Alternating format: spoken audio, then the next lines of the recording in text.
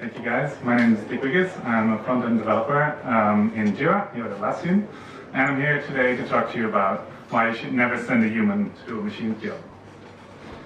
So one of the biggest products, or actually the biggest product in Atlassian is Jira. And it has a massive code base. The product is over 14 years old, and we have thousands of JavaScript files. And every now and then, we need to do large-scale refactors on those files. So imagine you have to do a refactor on hundreds or potentially thousands of those files. And they're not really the find and replace refactors. You really have to get some work in. It's what we call busy work refactors. You're very busy doing a lot of work, not really using any brain cycles because it's a very mind-numbing task. And the danger of mind-numbing tasks is that it's very error-prone. It's easy to make mistakes, and that's pretty shitty if your builds are failing or maybe even your customers are complaining. So one thing, even if you have elite hacks or regex skills, sorry, for these kind of refactors, it just doesn't cut it. So let's have a look at an example from the field. At Atlassian, we make heavy use of AMD modules. Over 90% of the Jira codebase, the JavaScript files in Jira is already on AMD, but we still struggle with getting the last 10% over the line. Maybe you ask, why use ES6 modules?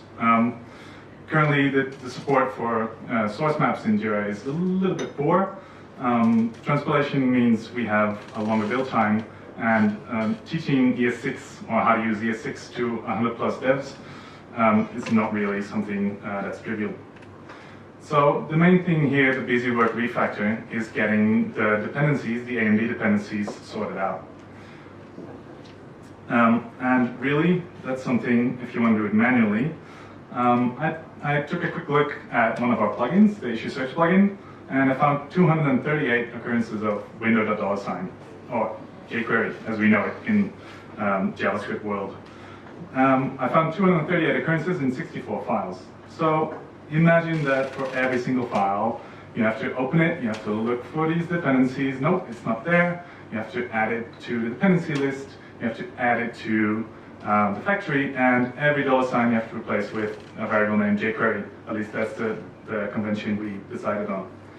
So even if you do that within a minute, and if you're a really, really fast typer, for every file, it still takes you over an hour. So I think it will take you at least 1 or 2 hours of busy work if you're a little bit slower typer like me.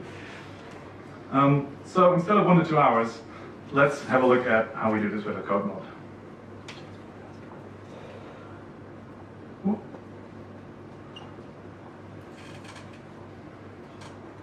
Before you screen bigger. That's not big enough, is it? Bigger, bigger, bigger. Bigger. There we go. Cool. I'm currently inside the Jira issue search plugin, and if you look at git diff, you'll see that I have no tricks up my sleeve. There's nothing currently in git. And if we look at my transform AMD, I will run JS code shift with our transform jQuery module. And if I do that, processing 487 files. Oh, it's already done. That's awesome. 4.2 seconds, 64 files changed. Let's have another look at the git diff. Sweet. So we see we have an added dependency on jQuery, and we see that the $sign has been replaced by jQuery. Jira Issues API, didn't have a dependency on jQuery, very bad. But it does now. And if we look a little bit further down, we can even see AJS.$, which is an alias to a normal jQuery. That's been replaced as well. So we can do nested variable replacement as well. Cool. So what just happened? Maybe you ask yourself, what? Shut up and take my money. What is this? This is a tool called JS Code Shift, and it's a library developed by Facebook. And it allows you to do large-scale code refactors. Yes! We added an extension for AMD to it with a set of extra functions on JS Code Shift. And lastly, we have the code mod itself. The code mod is basically a small node program that uses this JS Code Shift library and the AMD extension to perform the refactor. So under the hood of JS Code Shift, it basically consists of two parts. We have a runner that implements the rules and actions we define in our code mode and passes that through on every file, outputting valid JavaScript again. And the second part is that JS Code Shift is a wrapper around Recast. And Recast is a very awesome library. It allows you to perform AST to AST transforms. So if you dig a bit deeper into the AST, because maybe, who knows what an AST is? It's about 25%, I think. So if you've heard of it or haven't heard of it, it's an abstract syntax tree.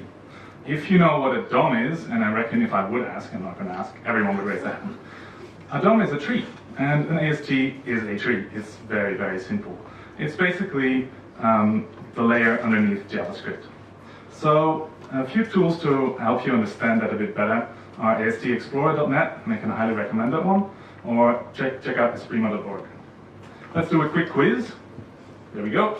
If you get it right, you get an ice cream.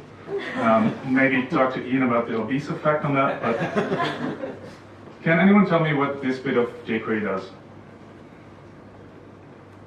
Oh, come on. Exactly. For a given DOM node, I want you to find a div with class foo, and I want you to replace it with a div with class bar. Super straightforward, right?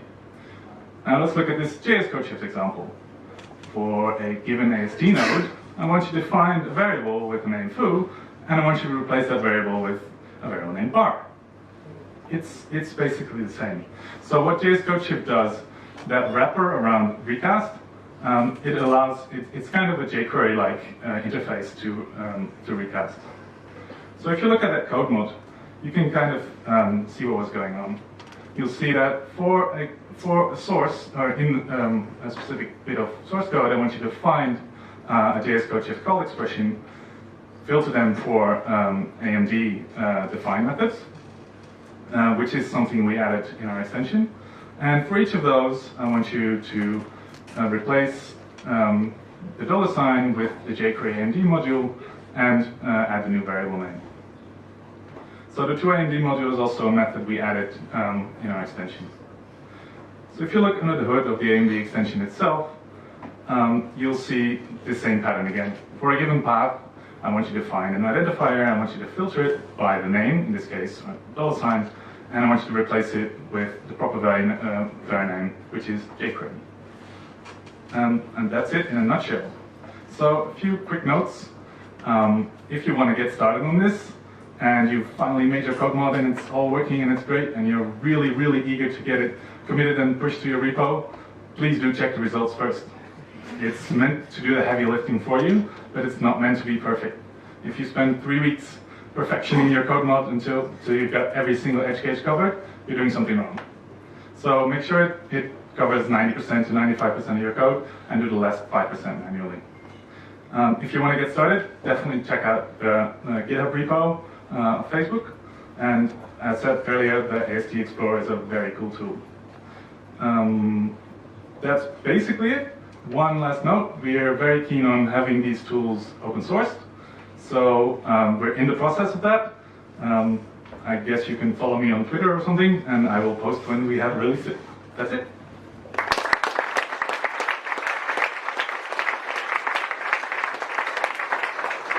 Thank you very much, Dick.